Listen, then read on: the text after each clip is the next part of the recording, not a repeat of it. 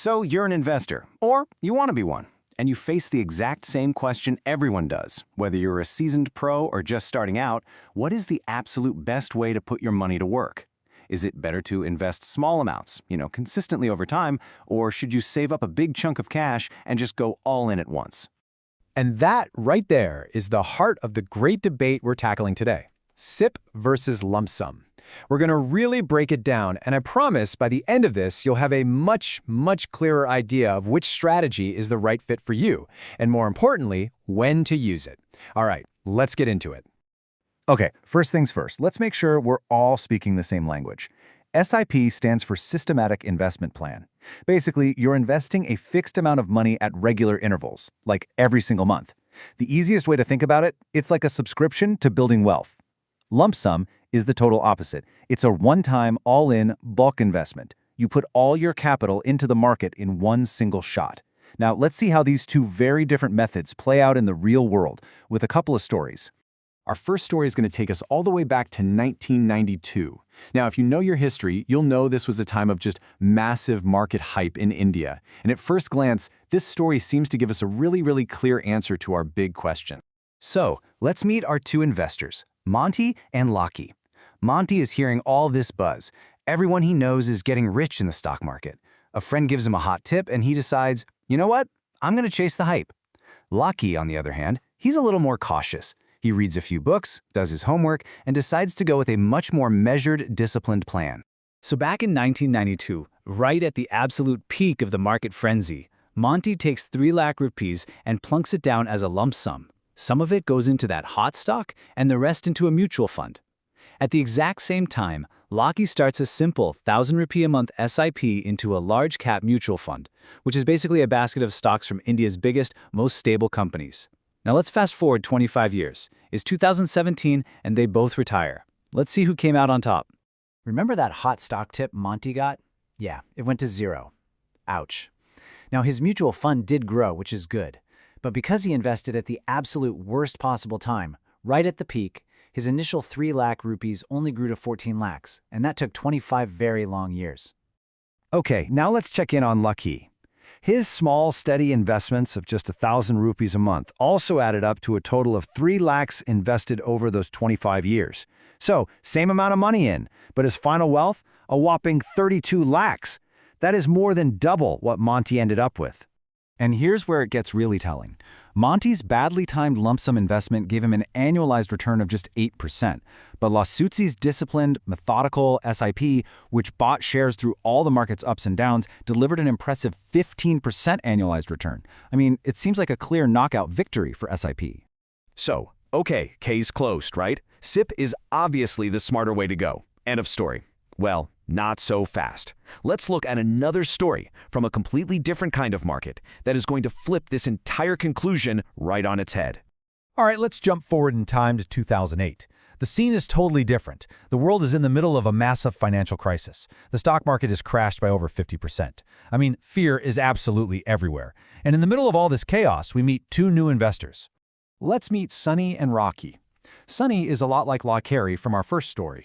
He decides to play it safe. He figures, hey, the market is down, it's a good time to start investing cautiously.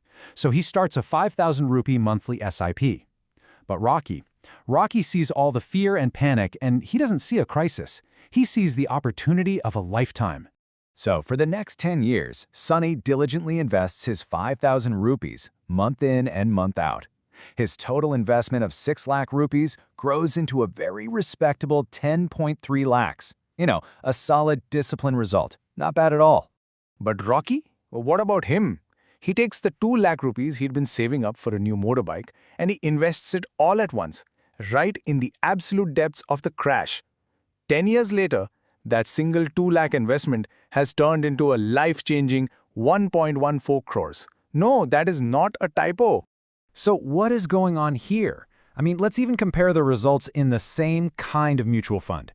Sunny's disciplined SIP got him a solid 10% return. But Rocky's opportunistic, perfectly timed lump sum, it got him a 15% return in the same kind of fund. So how can this be? So how is it possible that a lump sum investment can be so disastrous in one story and so unbelievably profitable in another? And why did SIP seem to win the first time, but lose so badly the second time? Well, the whole secret is in how we actually measure investment returns. See, when you make a lump sum investment, your return is calculated using something called CAGR, or Compound Annual Growth Rate. It's actually pretty simple. It just measures the growth from your one single starting point to your one single ending point. Rocky's starting point was the absolute bottom of the market, so his CAGR was huge. Monty's was the absolute top, so his was tiny. But a SIP is a different beast entirely. Since you're making lots of different investments over time, all at different prices, we have to use something called IRR, or internal rate of return. And really, all that is an average of the returns on all your different monthly investments. So when Sonny started his SIP during the 2008 crash, yeah, his first few investments were at super low prices. But as the market recovered, his later investments were at higher and higher prices, which actually brought his average return down. And this really boils it all down perfectly. You have 4 different outcomes. Lackey's SIP worked brilliantly because it averaged out his costs in a volatile market. Monty's lump sum failed miserably because his timing was just terrible. Rocky's lump sum was a massive, life-changing success because his timing was perfect in a crisis.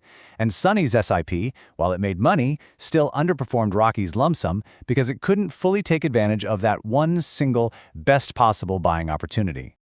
Okay, so now we get the why. We see how this works. Now let's turn all this theory into a practical playbook that you can actually go out and use. When should you choose an SIP, and when is lump sum the right move to make? Look, for most people, most of the time, SIP is your default, your go-to strategy. It's absolutely perfect for building the habit of investing. It's ideal when you're just starting out and you don't have a giant pile of cash. And it really shines in volatile or expensive-looking markets because it averages out your purchase price. But maybe most importantly, it takes the emotion out of the game. You invest automatically, whether the market is up or down. This quote right here, this is the entire philosophy of lump sum investing summed up in one sentence. A lump sum investment is not a strategy for normal, everyday market conditions. Think of it more like a special ops tactic. You use it during times of extreme market fear and crisis when great assets are on a massive discount. It requires real courage and conviction when everyone else around you is panicking. So, how do we actually put all this together? Well, the real pros, the really successful investors, they don't see this as a simple choice between SIP or lump sum. They have a much more advanced strategy that actually combines the best of both worlds. Just look at this final example. Both Sonny and Rocky decide to invest in 2 stocks. Tata Motors, which is known to be a cyclical and volatile stock. Its price swings up and down a lot. And Nestle, a super stable, high-quality company that tends to grow more steadily. Now, Sonny, with a beginner's mindset, puts a lump sum in the cheaper, volatile stock and decides to SIP into the expensive, stable one. The result? A pretty meager 20% return. Rocky does the exact opposite.